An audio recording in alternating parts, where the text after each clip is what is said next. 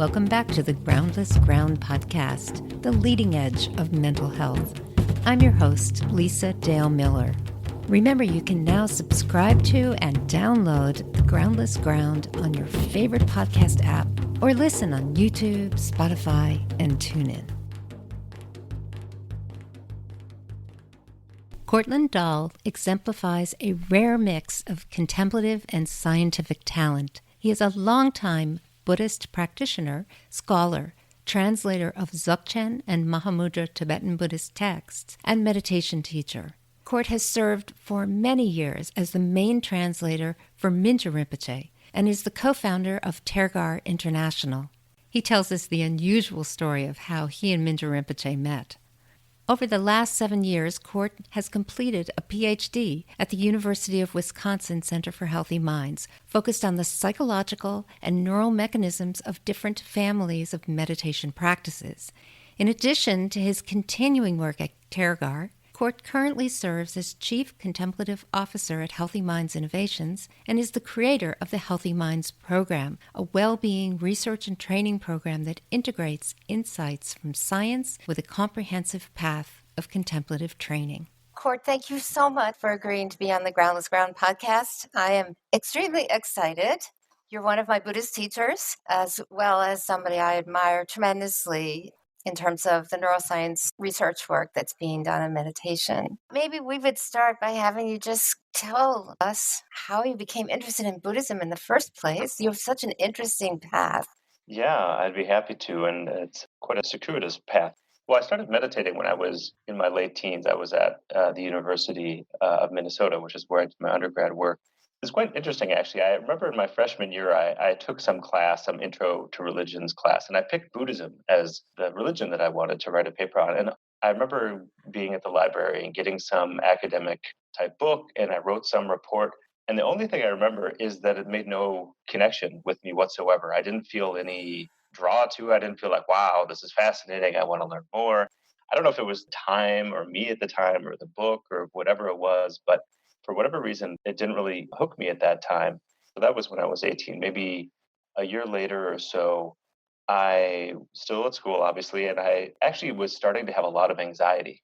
I had a lot of social anxiety in particular. In fact, it's always been the irony of my life that I do a lot of public speaking because at the time, public speaking completely freaked me out. That was the thing that just totally threw me into a tailspin, even thinking about it. And I was also very curious, kind of intellectually curious, reading a lot of things, reading psychology and philosophy. And I read another book on Buddhism, this time not an academic book, but a book called The Tibetan Book of Living and Dying, which I know you're familiar with. Something just awoke in me in reading that. And in particular, it was reading about these people, the author's teachers who he talks about and tells all these colorful stories.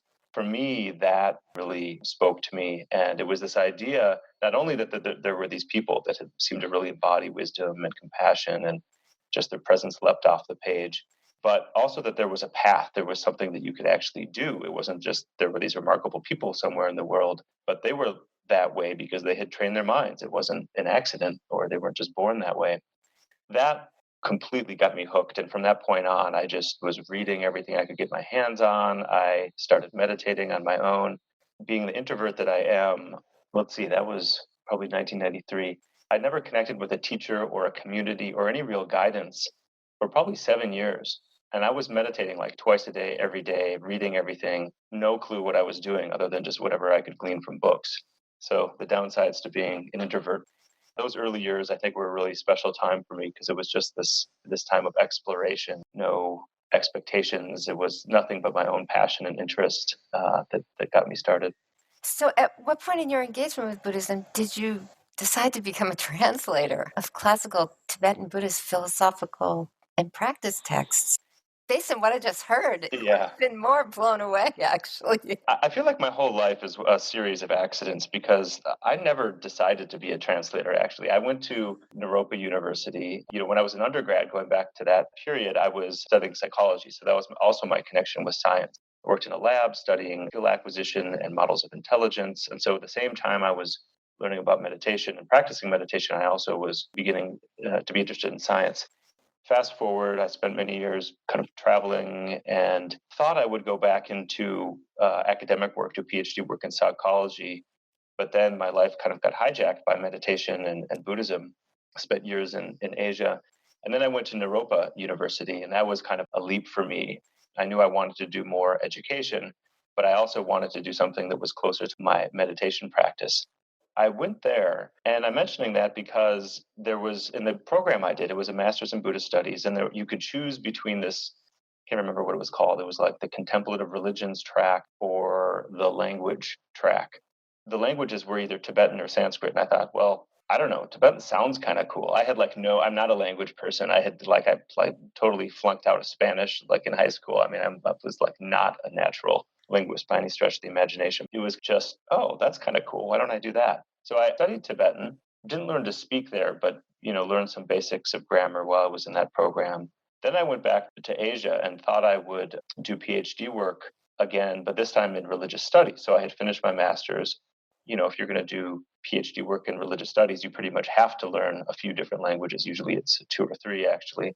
So I went back to study Tibetan more intensively in Asia. And then again, I got kind of hijacked by meditation and Buddhism and ended up staying for 8 years, living in Tibetan refugee settlements. I became quite fluent living over there, but I never thought I would be a translator. It was never an aspiration to be a translator. And honestly, I don't even think I really thought about it. And then I knew Tibetan teachers, and then they started just asking me to translate. And it was, again, one of these things of like, well, okay, why not? And started translating these texts.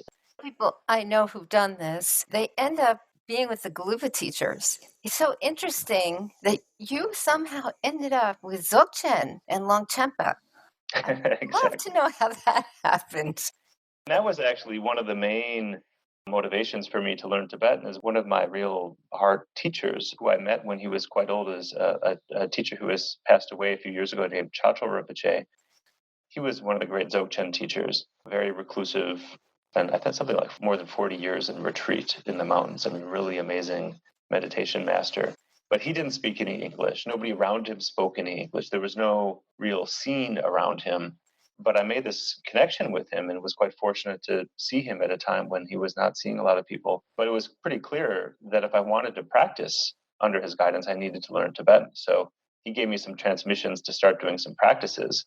And then I asked his daughter, who is his attendant, also a great teacher in her own right, how should I get the instructions? And she said, oh, go to this student, Kapchen Tuku Rinpoche, and he'll teach you. And so I went there, and he didn't speak any English. So I basically had to study my butt off for like 7 months until I got fluent enough. Then I went back and received all these teachings and then went into retreat and practiced them. That was probably my main motivation, was really just to meditate and to practice with these great teachers I was meeting who didn't speak any English. So fortunate. Yeah. How did you meet Mingyur Rinpoche? This is how I know you as a translator. And your translation is so beautiful. He doesn't let you do very much of it anymore, but back in 2009, you were doing a lot of translation back then. Yeah, there was a point where that was most of what I was doing was translating, and he somehow took me out of rotation. He made you jobless. He did. He's done that a number of times. So Mingyur Rinpoche I met right around that same time where I had finished at Naropa. First I went to India. I was in northeastern India near Sikkim, in Darjeeling actually. That's where I met Chacho Rinpoche. And then maybe 6 months after that, I had moved to Kathmandu in Nepal. It's a really strange way to meet one of the most important people in your life. I had rented a room in this house. I was sleeping in a sleeping bag and a foam mat. And I remember I had this desk that cost me like $5. It was a great lesson for me because I really had nothing. And I was eating the simplest food, but I was never happier in my life in those years. But we didn't have any hot water. There's no hot water in Kathmandu in the winter in particular. It's not as cold as people think, but there's no indoor heating. There's no central heating like we're used to in the West. So it gets quite chilly, and you have these big kind of cement type houses. So it feels even more cold. And at the time, there was a big hotel nearby that they had just built, a Hyatt. And they had some deal where you pay $20 a month and you could use their facilities. So I would go there from time to time just to take a shower and relax and just to thaw out a bit. And so that's actually where I met Mingyur Rinpoche. He didn't come to that area where I was staying, an area called Boda. He typically would stay on the other side of Kathmandu where his family is. He walked in And I was where they have a hot tub and a sauna and a steam bath there. And Tsoknyi Rinpoche, his brother, who you know well, and Mingyur Rinpoche walk in. I've never even heard of Mingyur Rinpoche at this time, but I had met Tsoknyi Rinpoche in Boulder when I was in Naropa. But they walk in towels. I didn't know Tsoknyi Rinpoche particularly well. I mean, I'd only seen him that one night, but I thought, that looks a lot like Tsoknyi Rinpoche. I don't know who that other guy is, but isn't that Tsoknyi Rinpoche? I'm thinking to myself, and I was alone. I don't want to appear too clueless and just come out and ask him, like, are you Tsoknyi Rinpoche? So I was trying to think of like clever questions that would reveal if he was Tsoknyi Rinpoche. I said something like, oh, what lineage do you practice? And he said, oh, I practice Drukpa Kagyu. And then I realized, well, I don't really know what lineage he is. Like, I didn't so it didn't help me. I know that would have been a giveaway, and then I said something, and then I think actually I asked him his name, but he said Tibetans all have like 80 names. So he told me Kirme Dorje or something like that. And I was like, okay, that's not helping either. And then we got talking, and at some point he asked me, well, what are you doing? And I said, I'm at Chukyinima Rinpoche's monastery studying Tibetan. He looked at me and said, oh, Chukyinima Rinpoche. And, he made like the crazy sign with his finger. And I thought, okay, only a younger brother could say that about like an esteemed Tibetan teacher. So then I knew it was Tsoknyi Rinpoche. I hardly said a word to Mingyur Rinpoche, and he hardly said a word to me. I think Tsoknyi Rinpoche basically kind of made fun of me for like half an hour, and then the exchange ended. Months later, I was at that same monastery, at Chukyinima Rinpoche's monastery in Kathmandu, and there was a bulletin board. I remember it very vividly, and somebody had posted a newsletter on the bulletin board. And in the newsletter, there was a short bio of Mingyur Rinpoche. And I saw his picture, and that was the first time that I saw, oh, that was the guy who was with Tsoknyi Rinpoche. And then I read about him, and it was quite long. It was maybe like 2 pages or something. And it just told his remarkable story about having panic attacks. And I had a lot of anxiety as a kid. That was powerful for me to hear. And then all the retreat he did and interest in science, signs of just what a remarkable person he is. And in particular, my interest in meditation and retreat is just my main heart connection. This young teacher who had already, by the time he was 20, had spent almost 10 years in retreat. That was really inspiring. So immediately on the spot, I just started making aspirations. I remember just thinking, like, may I study with you in this lifetime? May I meet you? And the next day, I went back to the Hyatt, and he was there again by himself. I literally walked in the locker room, and he was sitting on a bench by himself in the locker room. We still talk about that now and then. It was, okay, this is weird. Have you ever told this story before? Not much. I've told a few people. Yeah, it's not what people expect to hear when you're like, how did you meet your main teacher? This is perfect. This is the ultimate modern Buddhist teacher-student story. Exactly. I met him in the steam bath at the Hyatt. Before or after, I've never seen him. I've never even known him to go to the Hyatt other than those 2 times. I'm sure he has, but I've never, not that I know of. He wasn't in Nepal much. He was mainly in India, and he would just come to see his family. Every time he would come, I would go see him, and I would always just say, is there anything I could do? Can I help with anything? I'm learning Tibetan. If there's anything that I would help with, let me know. And not only did he say no, but every single time I saw him, I remember there were people waiting to go in and see him, and they'd go in, and he would say, oh, great to see you again. He'd be like giving them hugs. How are your kids? How's the job? He like knew them so well. And every time I went in to see him, he'd say, oh, nice to meet you. Where are you from? And I'd say, yeah, I'm that American guy. I've actually met you many times. And literally every time he would say that. And it got to the point where I thought, oh my God, I've just totally fabricated this fantasy in my mind of him being this important teacher for me. It was interesting. I experienced that also with Chalto Rinpoche. And I've since kind of heard stories about that same thing with other teachers as well. But it was a really powerful teaching. There was no feeding the ego when I would see him. It was, how interested are you? How committed are you? It was not until years after that, probably 2 or 3 years later, that I received teaching. When I met him, it was 2000. So this was, and he had come to the US, I think in 98. So I didn't see him at that time. I was actually in Asia. Well, somehow he finally recognized you and decided you needed to actually be his translator and work with him.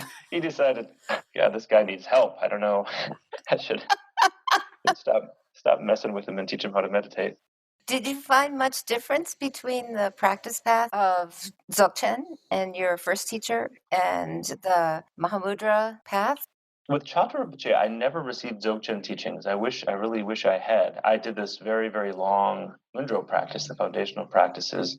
It took me quite a long time to finish, and I was doing a series of retreats. And he is almost the opposite of Mingyur Rinpoche in that Mingyur Rinpoche teaches Mahamudra and Dzogchen quite early on in the path. And Charles Rinpoche was the opposite. It was like you would do years and years and years of practice. And he was in his mid 90s, early 90s when I first met him. And he was 103 when he passed away. So he wasn't teaching that much. He would give transmissions, and then he would send his students to a few of his very close students, like Kepchen Tupu Rinpoche and another great teacher named Lopan Jigme. I couldn't compare Mahamudra and Dzogchen. I did receive many Dzogchen teachings from other teachers. The Dzogchen translations I did were actually at the request of another one of my teachers, Dzogchen Punlap Rinpoche, who asked me to translate a series of Dzogchen texts. Just a wonderful gift to be able to spend a few years focused on the reading Longchenpa and translating these Dzogchen texts. Mahamudra and Dzogchen have always felt much more similar than different. I was exposed to both early on. In fact, when I was at Naropa, I was studying Mahamudra with Dzogchen Punlap Rinpoche, also received some Dzogchen teachings from him and from Khenpo Tsochim Gyamtso Rinpoche, another great teacher. So I was, from the beginning, receiving both Mahamudra and Dzogchen teachings. I'm glad to hear you say this, because this has been my experience of Chetzog, which I think is a term John Donne once told me. Yeah. When I told him, other than method, I really couldn't see much difference. He gave me the term Chetzog, which is this combination of Dzogchen and Mahamudra. Yeah. Almost all Kagyu teachers, almost all teachers in the Kagyu lineage also study and receive the Dzogchen teachings and teach them and pass them on. So in the Kagyu lineage, and I've practiced probably more formally in the Nyingma lineage, but in the Kagyu tradition, which I very much have received a lot of teachings, and of course Migi Rinpoche and Punlap Rinpoche and Khenpo Tsochim Gyamtso Rinpoche, who I mentioned, all of those teachers hold both the lineages. 2010, I guess it was, when Mingyur Rinpoche announced that he'd made his commitment to be in the West for 10 years teaching and was ready to just leave. Yeah. I'm curious, were you thinking of going to the University of Wisconsin to do a PhD prior to him announcing that? Or when he announced it, did you say, that's a really good use of my time? It came up very much in conversation with him. I had actually known about his retreat a few years earlier, and he initially told me about it. I mean, it's why I love him. Commitment to deep practice. I was very happy that he was doing it and was very happy to do anything I could to support him while he was on retreat. Thought then and still think that it was also the best thing for his students and for the community as well. Just a great role model. In 2007, I think he had asked me to help him start the Tergar Institute, which was this 2-month program we had for a number of years in Bodh Gaya, India, at his monastery there. And so we would have these periods there where I would usually go a month before the program started. And at that time, nobody was there. It was at a time when he was there, family, and a few monks, but not much going on. So we had this time just to talk and talk and talk. And so a lot of what's going on now in Tergar was actually just came out of those conversations we had. One of the things that he said very early on, he was telling me I should go get a PhD. It was also around that time, I think it was 2008, when he told me he wanted to do this long retreat. And the way he told it to me at the time was, it'll be at least 3 years. It could be 5 years. And there's a chance it might be even 10 years. So I was buckled in for who knows how long he's gonna be gone for. It was clear that he himself didn't have a set plan, and that was the whole point. He was just going to go and until he was fully cooked. In fact, I remember exactly where we were. I was with the other Tergar instructors, with Tim Olmsted and Yoshin and Edward Kelly, and we were talking with Rinpoche, I think on Skype, but we were all together. And I asked him, well, okay, you told me all these things to do. I think he had mentioned writing a book at one point, and of course I was helping start Tergar, which was very new. This was, I think, in 2010, before he left, obviously. And I asked, what in your mind is the priority of all these things? And we talked about it with the other instructors as well. And I think we all felt that me going and doing a PhD would be helpful for Tergar. Rinpoche very much wants to connect with people who are not already kind of diehard Buddhists, and has this deep interest in science, as do I. Then there was a question of, well, what would I get a PhD in? I had been translator, I had published all these books, I already had a master's degree in Buddhist studies. I'm like, well, obviously I should just do it in religious studies. I've already done half the work. Why would I do it in anything else? And Rinpoche kept saying psychology. And I would nod politely, but inside was like, what? No, I'm not starting at the beginning. What are you talking about? So you brought up John Donne, who's a really great Tibetan scholar. And I pretty much had made up my mind to go study with him at Emory because he's a Buddhist studies scholar and also has this interest in science. So it seemed like the perfect fit. So I even went out there, met with him and with his now ex-wife, Sarah McClintock, who's also a great scholar. And pretty much it was a done deal. And then I went with Mingyur Rinpoche to a Mind and Life conference in Zurich. I had already knew a scientist named Antoine Lutz, who has now become a really close friend of mine. At that time, I just met him a few times. And he worked closely with Richie Davidson. And so at that conference, Richie was there and introduced me to Richie. And we got to know each other a little bit. And Richie at one point said, well, why don't you come to Wisconsin for your PhD? And I kind of said, well, why would I go to Wisconsin? There's like not much of a religious studies department. And Richie is very persuasive, as you know. Whatever he's talking about, you're immediately inspired. He invited me to come visit Center for Healthy Minds. It was at a time where there was just this amazing 2-day conference. The leading scientists in the field of kind of meditation, mindfulness research were there for this very intimate discussion. And I was just there as an observer. There was no question what I was going to do after that meeting. Wow, this is just the coolest thing in the world. I'm coming here. And the funny thing is now John Dunn is here at the Center for Healthy Minds. So Yes. it kind of got the best of both worlds. Was so profoundly grateful when the paper that you did that laid out all the different forms of meditation. I've been around the neuroscience of meditation for a long time, the psychology of mindfulness for a long time. I mean, even you and I were talking about this in 2010 on the month long, how there needed to be some kind of practice path that actually had some meat in it. I was profoundly ecstatic when I heard you were going to do a PhD at the University of Wisconsin. Now, I think you're the only chief contemplative officer in the entire world, but I think every company should have one. Yes. Through the work we're doing at the center, working with a lot of huge companies, and there's a lot of, director of mindfulness. It is kind of remarkable how much this is getting into various sectors, including the business world. And there are now jobs for people who are just thinking about contemplative practices in relationship to whatever these organizations and groups and communities are doing. Things are definitely changing. Why do you think it's important to understand the neurobiology of meditation? Well, I'm going to say something. Hopefully, my neuroscientist coworkers won't take this too personally.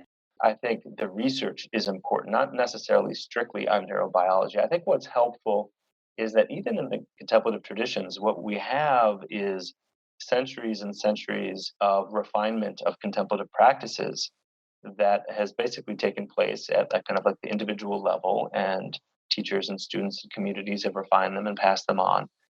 But I think what the scientific approach brings to that is a precision and a depth of understanding that's really hard to do that purely just through kind of trial and error, even with large groups of people over long periods of time. So the neurobiology piece of that, I think that there is something that can be very helpful. It's kind of a window into the mind. When you think about the brain, the challenge, I think, is where we are right now historically with the evolution of neuroscience. Say we're at the beginning of understanding the brain is an understatement. I mean, we just understand so little actually of what's going on in the brain. But even given what we do know, I think it can be helpful in helping to better understand the psychological dynamic of a specific meditation practice. What exactly is going on? What's happening in experience? Why would we even do it? How is it affecting various processes in the body? Like the stress response is just an obvious one. So these practices are not only to wake us up, but they also have profoundly more kind of mundane benefits. I mean, they do hopefully make us less emotionally reactive and less stressed out and less caught up in our limited ideas and beliefs about who and what we are. Understanding the brain, and I would say not just the brain, but looking at the entire body, the whole human organism, including the mind, including the emotional dynamics, including the nervous system, etc. These are all systems that are interrelated. And if you're interested in one, in a way, you kind of have to be interested in the whole thing because they all influence one another, they all shape one another, and none of them exists independent of the others. So in a way, the more complete the understanding, even if you're just interested in meditating and training the mind or whatever you're interested in, even purely from that point of view, the question of why would that matter, that's part of your experience. And to whatever degree we don't understand that, it's just going to be a black box. Our lack of understanding is going to make it difficult to work with in a skillful way. I think that's one thing that I appreciate about the Vajrayana path is the integrative view. The clinical view that I have is completely integrative with the nervous system and the organismic mechanisms. mind is not separate, body is not separate. And I think it's probably appropriate for me to ask you whether or not you think there's a difference learning these practices in a completely secular mindfulness based stress reduction class or following a practice path in which it's a more integrative view of not just the practice itself, but why you're practicing. I think that one thing in Mahayana and Vajrayana Buddhism is you're just not practicing for you. You're practicing because there's this massive suffering. And we can have an effect in a very profound way on that suffering. So I'm wondering what you think about all of that. Yeah, that's a fascinating question. Actually, a very timely question for the work that we're doing now. You mentioned early on this program we've been working on. It was actually initially part of my PhD dissertation, this Healthy Minds program. I mention it because one of the things that we're doing with the program is it has a scientific component, not just teaching about science, measuring different aspects of psychological health, you could say, and then just seeing how different practices impact those. One of the interesting things, and this is brand new, this is nothing we published yet, we probably won't publish it for quite some time. We're using different kinds of measurement, but one of them is just the very common self-report questionnaires. So, just asking people questions about related to different aspects of mental well-being. It's grouped on this framework we have, what we call kind of like the 4 ingredients of a healthy mind, which are awareness, connection, insight, and purpose, because the practices are kind of targeting these 4.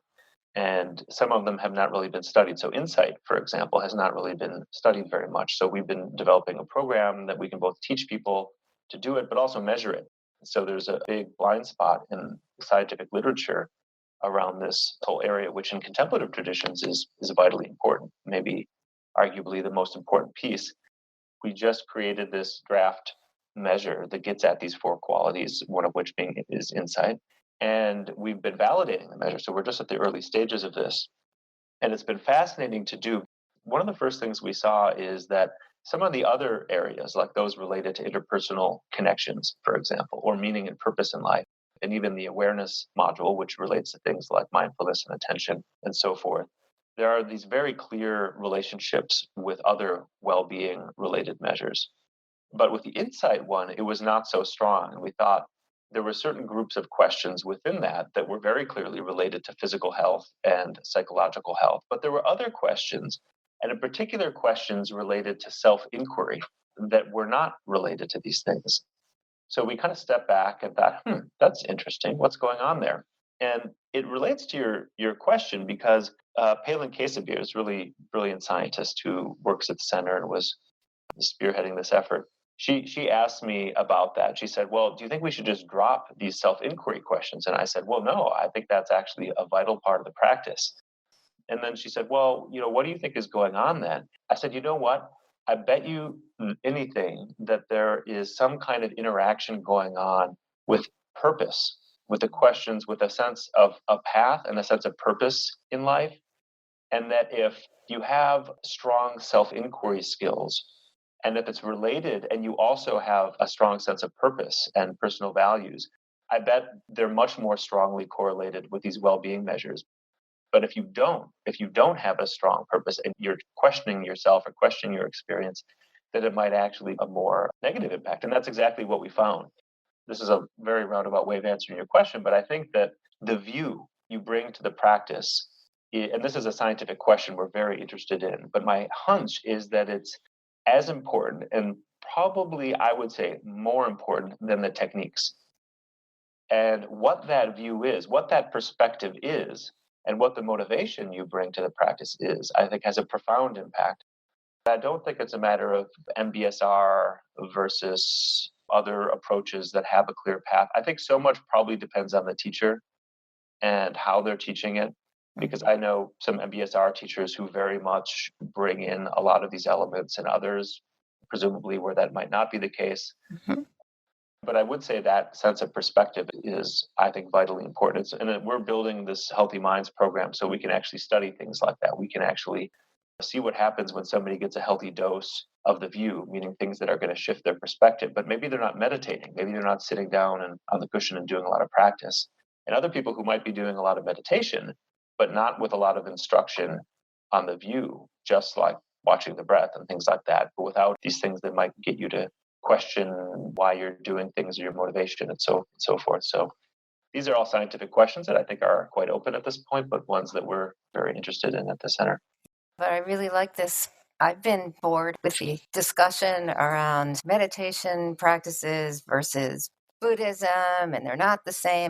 I'm so excited that the Center for Healthy Minds is going on this journey around motivation and commitment, the principles of why you would practice in the Buddhist path in the first place, the view, which of course is a term from Dzogchen and Mahamudra, but also from, I think, the Buddhist teachings. The entire Pali text is just, here's the view, here's the way it is, go find out for yourself. Yeah, and it's very much right in line, actually, with a lot of scientific research. In the world of research on well-being, the most obvious research is about meaning and purpose related to everything from more obvious things like just how satisfied you are with your life, but also how the body ages, physical health, the immune system. When you have a very narrow self-interest and it's just about feeling better, that's certainly better than not having any motivation at all to make a change or to explore your experience. But having an altruistic motivation and being called to a sense of purpose beyond one's own self-interest, the science is very clear on the impact that has on one's sense of well-being and various aspects of well-being. And actually, I'd say you've definitely dropped a level deeper. Right now, resilience seems to be the new mindfulness. So I feel like it's not just picking one thing and saying, go do this. It's saying, go to some depth in terms of relationality with humanness. You will be able to inspire these qualities without having to pick one thing and say, go cultivate that, because that's going to make it easier for you to work 12 hours a day or do whatever it is you do that probably isn't part of the view anyway. There's so many ways to kind of go with this. And one of the challenges with the research is that the nature of research is such that normally the way it works is you pick some very narrowly defined topic. To make tractable research question usually needs to be very specific. You need to be able to target something and then study that one little thing. And you see this a lot in positive psychology. What then oftentimes happens is maybe there's a study that says, oh yeah, if you do this, there's this positive impact from that. And then there's an impulse to then kind of construct some sort of practice about that. But these things were initially usually drawn from something much broader and deeper. So it kind of gets extracted out of that. And then it gets researched, that's all good. But then everything else is kind of forgotten about it. And you're just left with like this one little thing and forgetting that actually, no, it was part of that much wider landscape.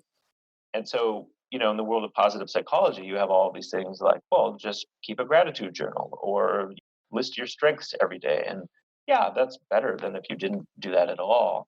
But it's kind of forgetting that whether you're a positive psychologist who's looking at the roots of Western psychology and philosophy, where you have thinkers like Plato and Aristotle who are, have this very expansive view of human nature and well-being and virtue, and it just gets very narrowly defined. So we're definitely trying to do something much broader and not lose that. It's very challenging scientifically because it's kind of playing the long game and it's not just getting this very narrowly defined targeted result. So we'll see how it goes. We're fortunate with Richie because he's at a place in his career where he can be kind of bold and audacious and not, he doesn't have to worry about publishing anymore. I understand now, being part of that world, why they do it that way. Frankly, it's just much more manageable to actually make progress in understanding. And science is very almost excruciatingly incremental in nature, much as we would like it to be otherwise. I think you said you needed to go. So I do, yes. We'll have to do this again. Thank you. Honored that you included me. I really appreciate it. Thanks for listening to today's show. The Groundless Ground podcast is now available on iTunes, Google Play, and Stitcher. To find out more about this episode, see a list of upcoming guests, or get in touch, visit groundlessground.com. Now let's dedicate our efforts to the healing of our planet and all its inhabitants. See you next time on the Groundless Ground.